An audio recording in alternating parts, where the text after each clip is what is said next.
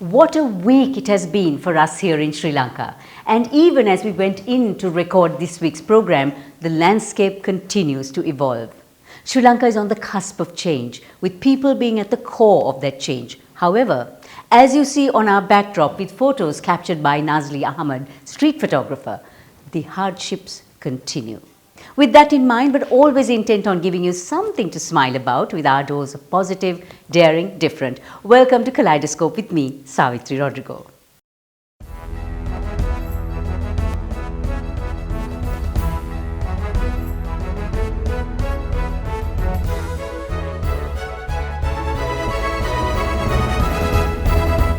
Keep us on your radar, subscribe and follow us on YouTube, Instagram, Facebook and LinkedIn. Did you know you can open a digital fixed deposit with just 5,000 rupees? Open a CDB iDeposit digital fixed deposit today. CDB, your friend. It's time for a quick look at our week on CDB Snapshot. Sri Lanka's trade deficit shrinks for the fifth consecutive month in May as imports drop 10% year-on-year to $1.45 billion and exports rise 17.5% to $1 billion. Remittances decline year-on-year with just $304 million in inflows in May compared to $460 million last May. However, worker remittances saw $55 million growth compared to April this year. The euro and the US dollar have become worth the same amount for the first time in 20 years. And a baby goat born in Karachi last month has astonishingly long ears, 22 inches and growing. Making all your new goals in life a reality is why our strength is your strength. With 12 billion rupees worth of customer benefits in 2020 and a life insurance fund worth over 100 billion rupees, our strength is your strength. You focus on your goals. We will take care of the risks. Srilanka Life.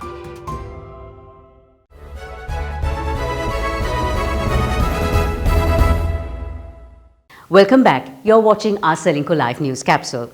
Facing a rapidly worsening economic crisis, Sri Lanka now verges on a complete collapse in its people's trust and confidence in the system.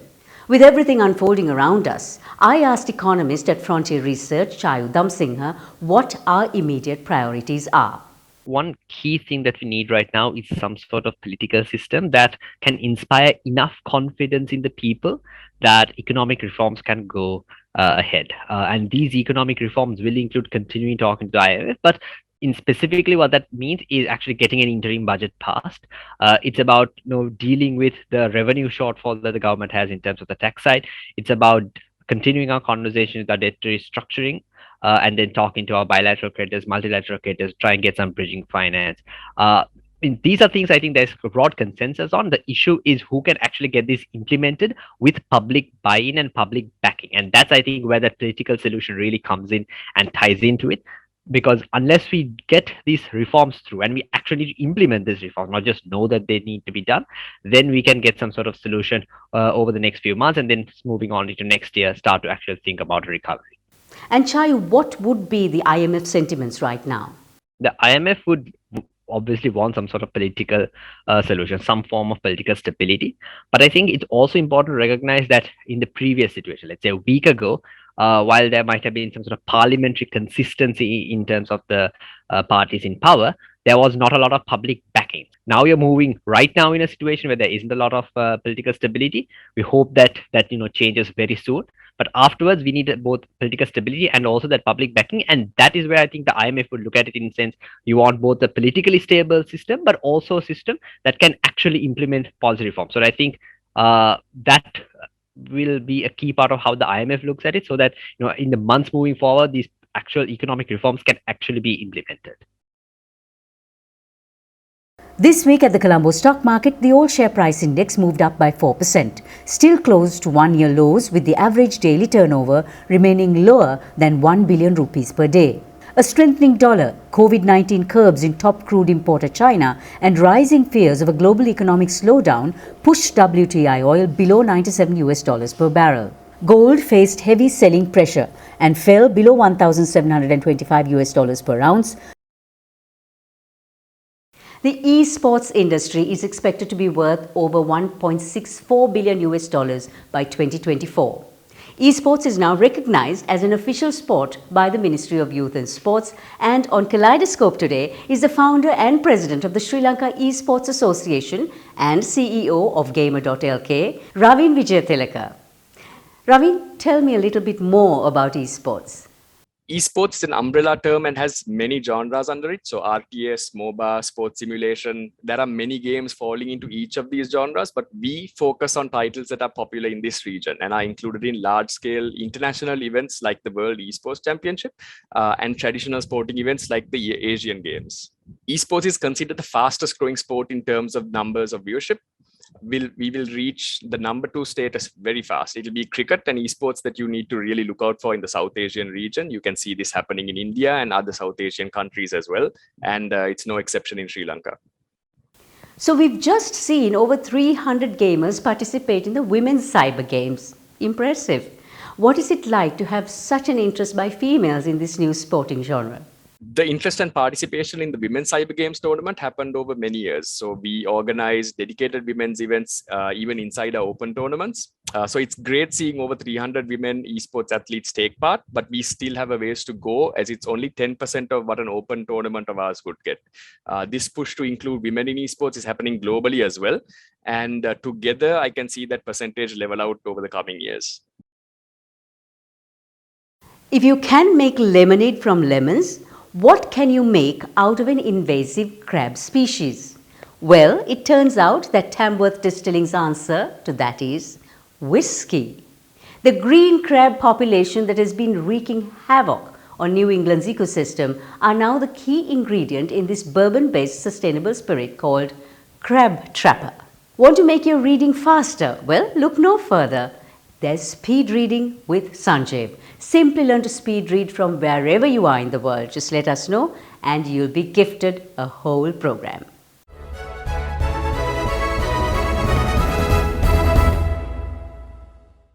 We have been seeing major upheavals in the last week, but the fundamental problems remain. In a nutshell, a defunct parliament, a broken public sector, an almost dead transportation sector, and dollar problems to name a few. Now more than ever, there is a need to relook at our governance, and we have a golden opportunity in our hands, the 29 MPs on our national list. A group of concerned citizens have launched Club 29, the Crisis Cabinet Initiative, as a bid to get the right people in the right place when it comes to governance through the national list. Yasas Hevage, better known for his cycling prowess, is on Let's Talk today. So Yasas, you've mooted an interesting concept, the Club 29. So you want to build an A-team, a crisis cabinet, so to speak. How can this be done? Club 29 is a simple concept. In the Parliament of 225, we have a provision for 29 national list members. Now that's a very powerful concept, but most of us have lost sight of.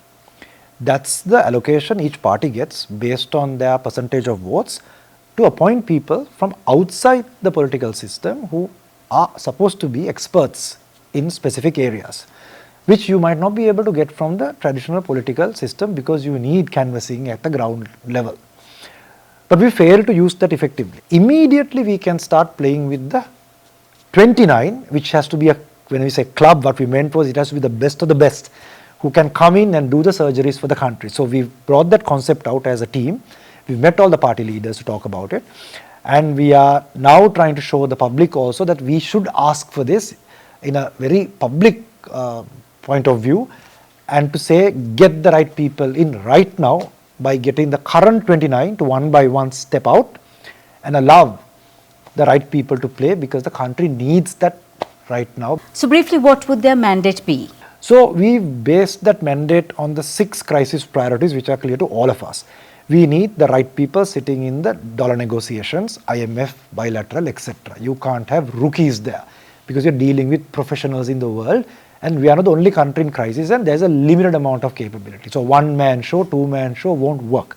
Second thing is we have a FDI requirement. We need the dollars coming in through investment. Any crisis, there are investors. We need the right people out there pitching for that, and the tourism side. Thirdly, we have a transport crisis. We have to restructure some of that. We are suffering when we can't have a public transport system that works. So likewise, we set 6, including households. Right now, you need Ideally a woman, a mother who can speak to the household, the mothers who are going through a system change at home, the kids, somebody who's empathetic, who can talk to a country, emotionally talk to them and align them. So likewise, we've set up 6 crisis priorities. Actually, we made it 8, including the geopolitical capability where Russia is playing us, China is playing us. Do we have a top team who can think of this opportunity of Sri Lanka being in the Indian Ocean and play the game right? And then what we said is, let's set a criteria of how to select the people. So we set up 6 areas and said, hey, don't just look at just namesake professionals, which we've made a lot of mistakes with all due respect to a lawyer or a doctor or maybe a professor. Some of them might not know the complexity of handling this extremely corrupt bureaucracy. The government sector, we know nothing works. If the politics are corrupt, the top of the chain, always the bottlenecks are the top of the bottle. So what should we be looking for? So they can't be just professionals for namesake. They have to be experts in their own domain. They have to have entrepreneurial capability. They need to have ethical track record, so we can trust these people to some extent at least. And then they need to be also execution driven. They should have a track record. I mean, somebody who written a thesis about plants versus somebody who has planted 10,000 trees knows the complexity. Doing it island wide. So don't just hire people just because they have credentials. We have to put a criteria so we all know who to look for. And through this process, if we put the right people, at least let's say half of the 29, we'll start getting what type of people can actually play in our context in reality. So when the election comes, we are able to also set a criteria that we can figure out, okay, this is the type of person we are looking at, and hopefully out of the 225, at least 50, 60, 100 comes in who can actually play for the next 10 years of the country. Where do we start? Know the 29 national list is a key component in your decision with regard to a party and your voting, and then look for people if you have the influence in your communities and say they might not be all these high flying people who are always visible on television. They might be overseas and just waiting for their opportunity. Now they can come in, play for 6 months, do your part for the country and go back. Not take salaries, not take perks, and play a very, very professional role. So we've started a Facebook group called Club 29, where we have started publishing the criteria. Everyone can contribute to that. At the same time, if you feel there's people who are ready and capable to play in this national list, which we can collate through this criteria and then share with all the party leaders, and of course put our own pressure as influencers, that's the place, Club 29 on Facebook, to join and start putting your thoughts and ideas. Let's start there. Yes, as from what you say, we need an educated citizen and a citizen who's aware of how key these 29 or the national list MPs are. Thank you so much.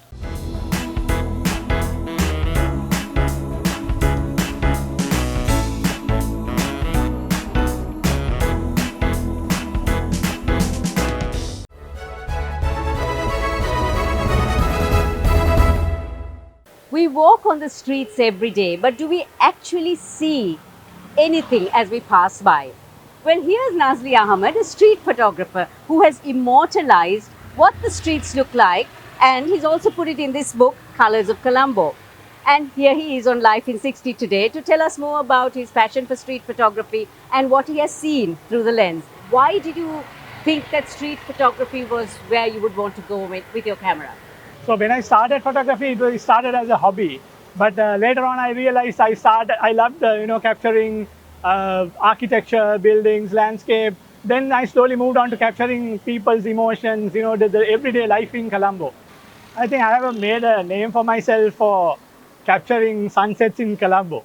So I always try to, position a sunset along with the other, with the surroundings, what's happening with people and everything. I'm hoping that I can continue this journey to other locations. There are tons of places in Sri Lanka, very beautiful places.